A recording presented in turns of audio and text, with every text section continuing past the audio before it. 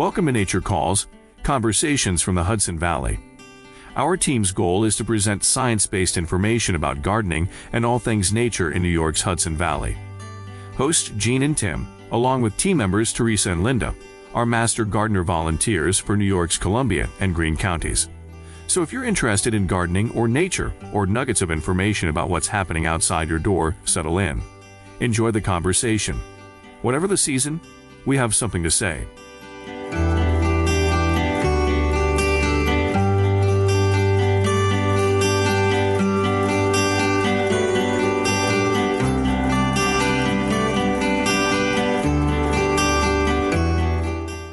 Hi, I'm Tim McKenulty. And I'm Jean Thomas. And welcome to Nature Calls, Conversations from the Hudson Valley. We really have a good show today, don't we, Jean? It's a pretty exciting one. Now, we're Conversations from the Hudson Valley, but we're talking to the people from Wild Hudson Valley. Excellent. I like that. It's Justin Wexler and Anna Plattner. And they came and talked to us about all kinds of things about living native. They have ecosystems going on. They have a CSA for wild plants. Excellent. And they have a wonderful baby. So when you hear the noises in the background, that's the baby who joined them because their babysitter didn't show. We love baby and dog noises in the background, don't we? When they're other people's. Yeah, and we're also talking to Robin Stapley, our fellow master gardener, and she's going to talk about permaculture. Robin has been doing hugelkultur, which is a permaculture form. I love hugelkultur. I love the word. I just like the word. Yeah, it's very cool though, right? And it's a whole thing where you dig up a big hole and you put down a bunch of wood and then you put the soil back on top of it. And she has been doing that for years, and she's got the biggest rhubarb crop you've ever seen. It makes wonderful soil, and it's really natural, and you don't have to add a lot of chemicals or fertilizer or anything like that. And she's also talking about winter sowing, right? And the winter sowing, she does this whole magic thing with recycled milk jugs, and she puts the seed into the soil in the milk jug. Isn't that a song? It is. I think it is. I'm going to sing it now. And then puts it outside for the winter, and come spring, there's all kinds of seedlings. I want to try this. It sounds really easy and foolproof, and I'm bad at seed starting. All you need is milk jugs and duct tape. So this is going to be a really good show, right? We're going to enjoy the heck out of it. Excellent.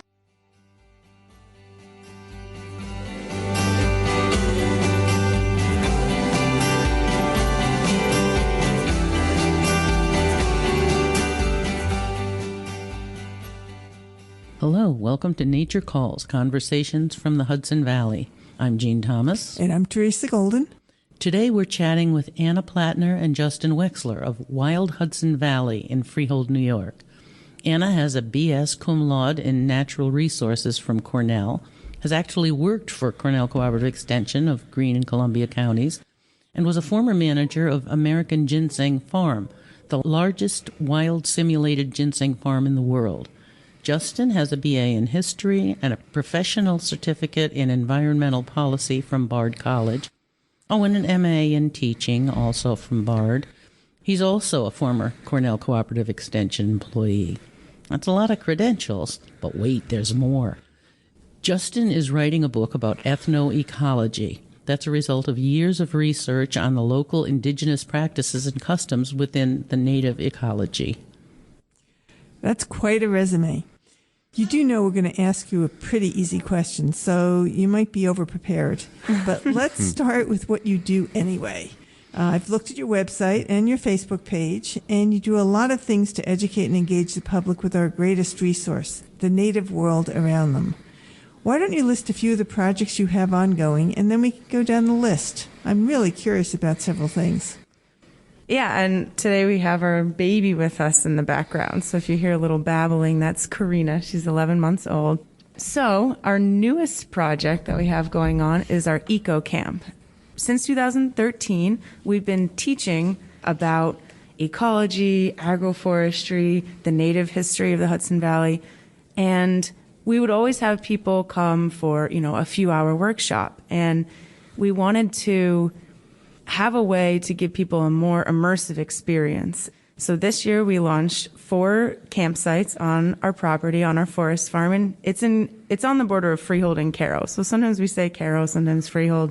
And now we can host people for full weekends. Like Friday night we do stargazing and storytelling and s'mores, Saturday morning nature walks, and often a sort of guest program or themed workshop in the afternoon. And Sunday morning we can do bird watching and a tour of our forest farm. So it's a great way to have people come for a whole weekend and really get to know them and help them connect with both our history and our current natural world. Is it for kids or adults too? It's for anyone. We get a lot of families with, teenagers, younger kids, retirees, and younger couples as well, everyone. But that's just one of the many things that we do. Justin, do you want to talk about the forest farm and wild harvest boxes? Sure. So after spending over 2 decades, so I started early on in high school exploring what the world would have looked like in the Hudson Valley, Catskill Mountains, and region around in the years before contact, before the settlers came 4 centuries ago. And really, I've spent time trying to understand what the relationship was between the native people who lived here and the land around them, how they shaped the landscape. And how the practices that they used to manage the land would have enriched the biodiversity. And that work, and I'll circle around back to the wild harvest boxes in a second, and this will all make sense. Without a time machine, that work relies on a lot of archival research, looking at archaeological reports, but also connecting with members of their contemporary Lenape and Mohican communities, which today are found in Wisconsin, Ontario, and Oklahoma, where many people hold a wealth of knowledge about plant medicines and edible plants. So we came up with this idea years ago, but didn't actually get around to doing it until last year, of creating a CSA. So CSA, Community Supported Agriculture, is a way in which local people can support a local farm by subscribing to a certain amount of produce over the course of a selection of months over the growing season. And in our wild harvest box, what we do is focus almost totally strictly on native plants that were important in the diets of the people who lived here for thousands of years. Mostly wild plants, but also rare ancient cultivars of corn, squash, sunflowers, beans, etc. The only exception being a number of very valuable agroforestry, forest farming crops that we are growing in order to show people that there are all these interesting foods that you can grow yourself in your woods. Because each one of these boxes, it's more than just receiving 7 or 8 seasonal ingredients a month, but comes with a whole write-up going into the ecology and history and the cultural value between each of the ingredients, as well as exploring how they can be used in cooking today. So really, just like the camp and the walks and workshops we do, everything we do is geared towards connecting people with the land here, with the history, and helping people to form a better relationship with the other species around us. Okay, so we need to know, are there recipes? So we rarely provide a full recipe, the exception being when we provide different native corn varieties that are used for making hominy and hardwood ashes. So we'll give very, very detailed instructions on how to hull corn to make hominy with it.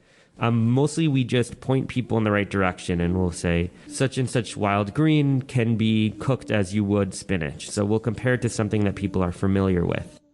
So you're translating.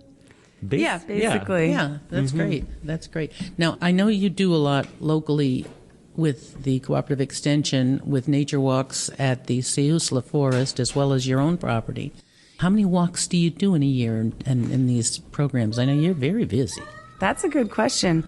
Well, during the pandemic, we really decided that we wanted to go full out with Wild Hudson Valley and try to make it so that neither of us, needed to have off-farm jobs. So we really ramped up our walks and workshops. On our property, we pretty much have at least one program every weekend, but then we also work with Cooperative Extension and other conservation organizations and historic sites throughout the Hudson Valley to lead walks and workshops as well. For example, this weekend we're leading a night walk at Burger Hill in Rhinebeck. It's this really large hill that they have on a preserve. It's a Winnicke preserve. And so Justin's going to lead a walk up in the dark and look at stars and talk about native star lore. And then on Sunday, we're having a a program for a project we've been working on for a while now, a native garden installation up in Round Top. So there's like a whole combination of different projects that we have going on at all times, and we love it. Well, I was surprised that you get quite a turnout at all of these walks. I stopped by when you were doing one across the street from the ACRA office. You had 25 people show up in the middle of about a 95-degree day. That was a hot day. That's just crazy. That's phenomenal. It's been great because more than ever, people are seeking to connect with the land in a way that I think, even just 15 or 20 years ago, there wasn't as much interest. And it's every bit of interest helps because we want to help people who are not just like our little baby, who's very lucky because she gets to crawl around on the forest floor. She was already picking and eating her own wild strawberries at 9 months old. Oh. But people who have not had the opportunities that she has to help them feel comfortable with the outdoors. You established your business in 2013, so you're almost a decade old. Here's what we usually ask. From your successes and mistakes, what hope do you have for the future of both your endeavor and the world in general? Yeah, that's a tough question. So, as I mentioned at the beginning, we started our eco camp just this year. And so while we might be approaching 10 years old, it's really only been a few years now that we've really launched Wild Hudson Valley into a larger organization than just doing walks on a part-time basis. So I think our main hope and goal for our own organization is that the eco camp will grow and thrive over the next 10 years. We've really enjoyed hosting all of our guests this summer, and we're already brainstorming about all the cool programs we're going to be able to do next year with our guests. In terms of what do we hope for the world in general, I think going on the theme Justin just was talking about, we really hope that more people are able to connect with the natural world and care for it and value it, and in a way that creates abundance and helps the natural world to thrive in the future. Something really special about our area is that we have the Agroforestry Research Center right here, right up the road.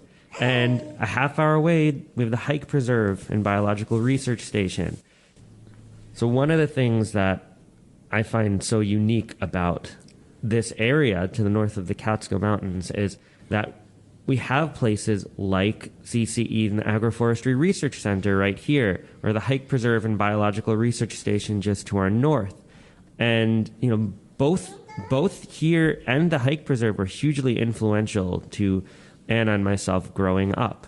And I think it's, really special to have so many like-minded people living in the same place. And especially as the world becomes more turned towards trying to reconnect with really our ancestral way of life, because as humans, 99.9% of our history, we were living very close to the earth. And it was only very recently that we started to break that connection. And so now, as people start to turn towards that, I think our area is going to become more important towards helping to facilitate that with all the great educators that we have up here.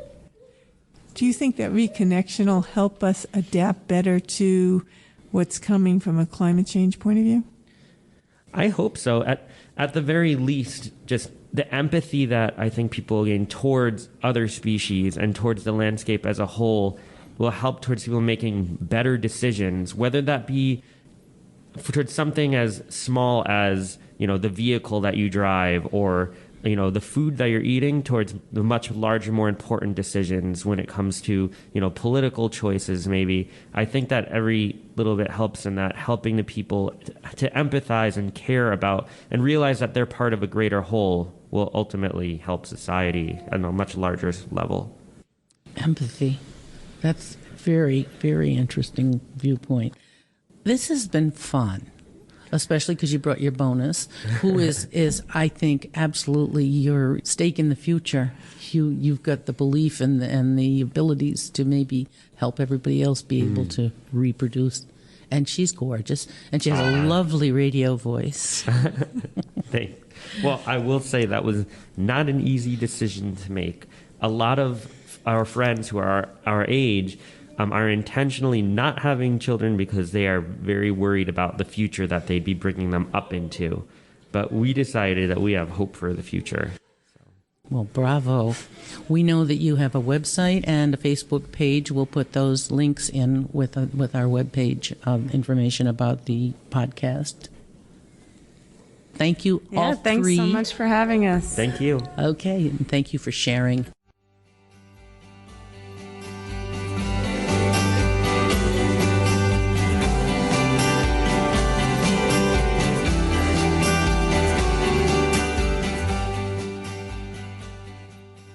Here we are again at Nature Calls, Conversations from the Hudson Valley. Today we're having a conversation with fellow Master Gardener volunteer Robin Stapley. Robin is an enthusiastic practitioner of permaculture at her home and has agreed to give us insights into what permaculture actually is. The word permaculture is of pretty basic origins. It's a blend of permanent and agriculture.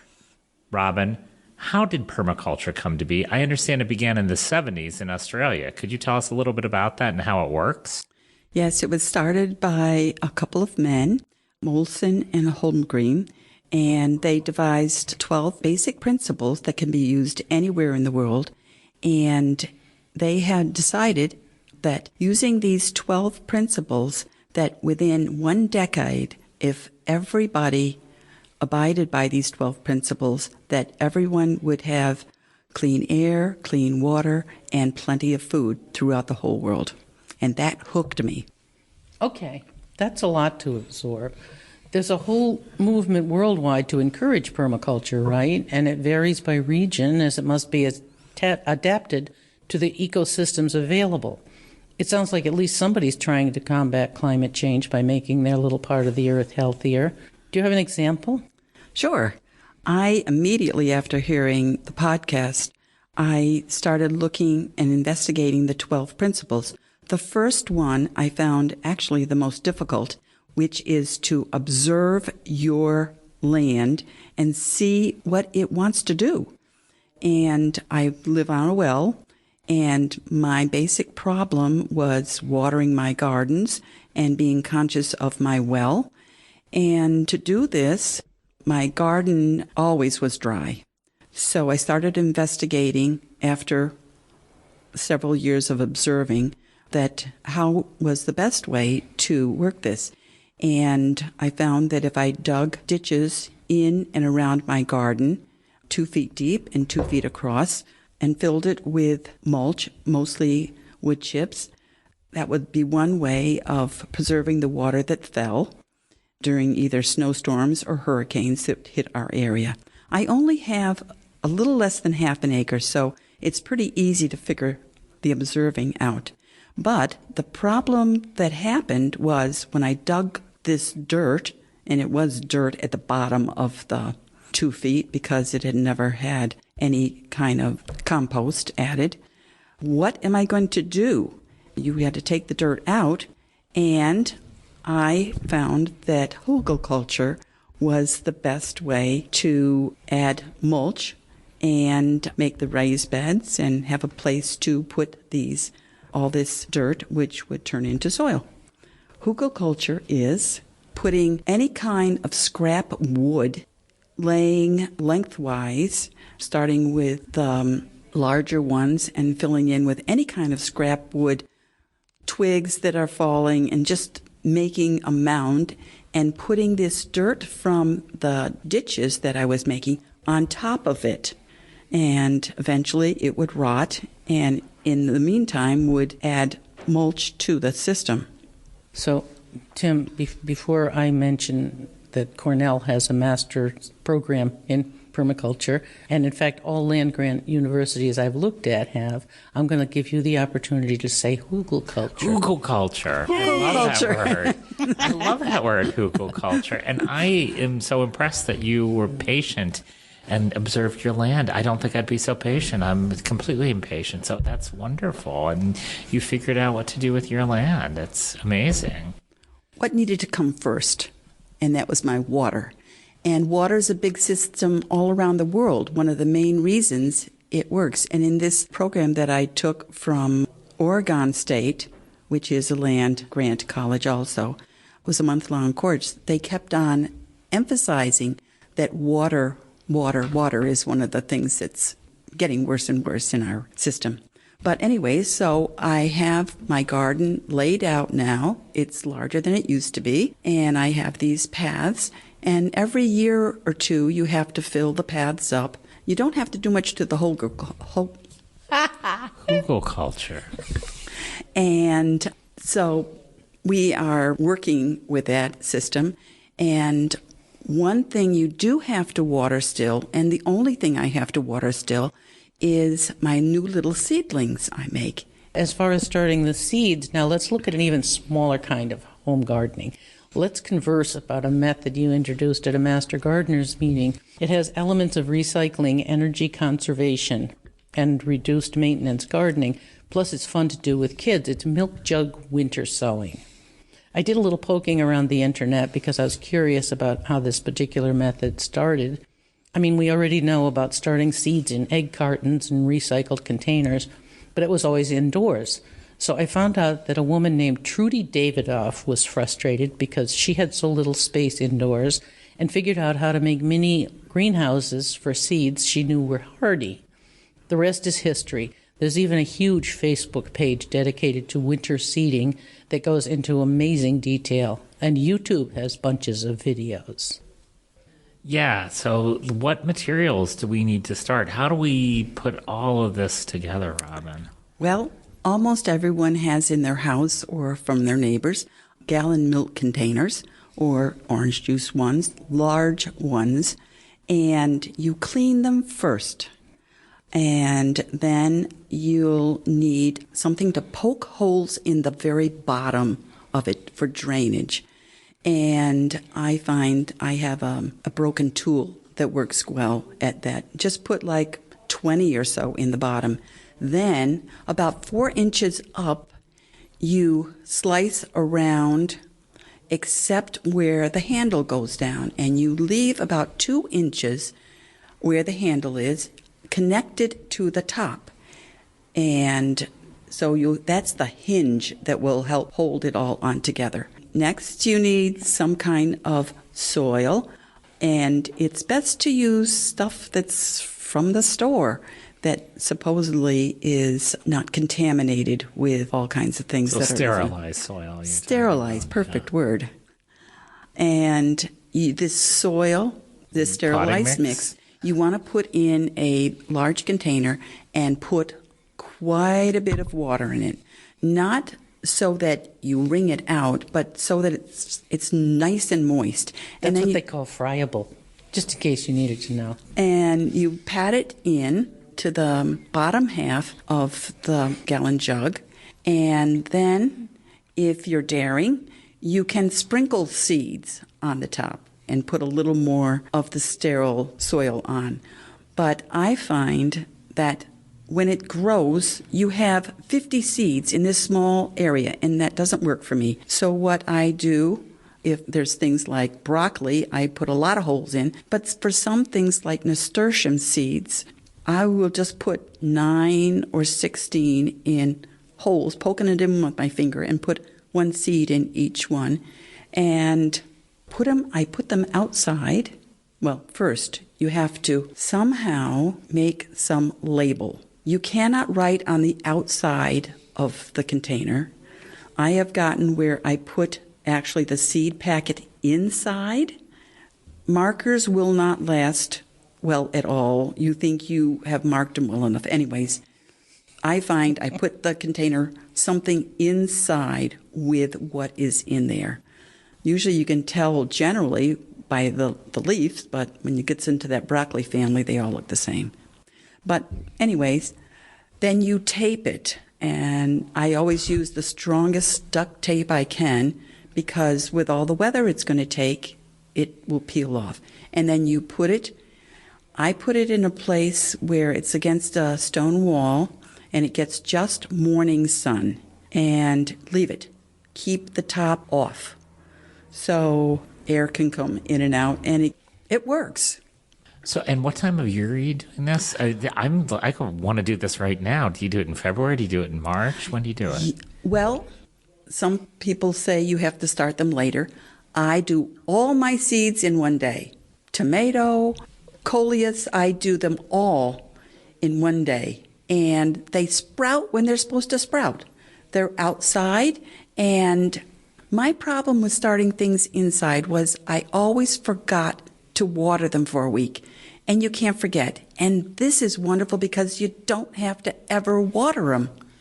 And when you see them coming up and they get to have at least 4 leaves or 6 leaves, however big you want them, you can take them out and put them into your garden. And they don't start too early. They're magical pieces that God has created. So you take them out of this soil ball when they're big enough with their 4 leaves. Correct. And now what I'm seeing recommended is that you take a spoon or something and just lift out chunks of the soil and all and then plant that, rather than wrestling with little tiny baby seedlings. Yes, you can do that. I haven't. I just pick them up because I have gotten where I do the 9 seed thing, and then I just can pick up the whole blob and put it in my hugel bed, which is basically all I have there in my garden. Okay, and by the time they're that size, they're already hardened off. Correct. So that gets rid of a whole entire step that you usually do if you're starting things indoors. Okay. And are you doing this with tomatoes and like hot weather plants as well? And I don't know if you answered my question. What time of year? When are you planting those? I always do it in the last week in February or the first week in March. Really, that early? Okay, Yep. Interesting. And they don't sprout until they want to sprout, is what you're saying? Until they're supposed to. I've never had any die because of temperature that have sprouted. Never. And I've been doing it years. You're a hugel lady, a historian hugel person. Now, if for those who really want to see an interesting, where you can watch a YouTube instead of imagining Robin talking with her hands, which she's doing very eloquently.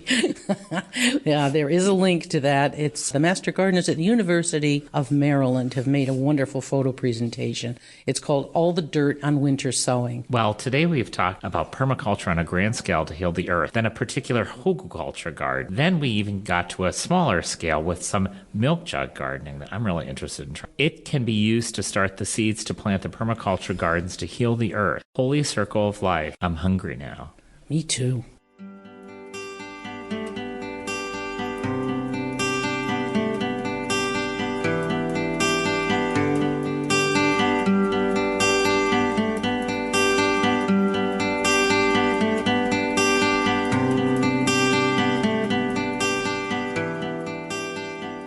That concludes another episode of Nature Calls, Conversations from the Hudson Valley. We would like to thank Sandra Linnell and Devin Connolly from Cornell Cooperative Extension of Columbia and Greene Counties for production support. And a special thank you to our listeners for joining us on this episode of Nature Calls, Conversations from the Hudson Valley. You can find links to any of the topics mentioned in this episode at our website at ccecolumbiagreen.org. Comments and suggestions for future topics may be directed to us at columbiagreenmgb@cornell.edu or on the CCE Master Gardener Volunteers of Columbia and Greene Counties Facebook page. For more information about Cornell Cooperative Extension of Columbia and Greene Counties, visit our website at ccecolumbiagreen.org or visit us in Hudson or in Acre. Cornell Cooperative Extension provides equal programming and employment opportunities.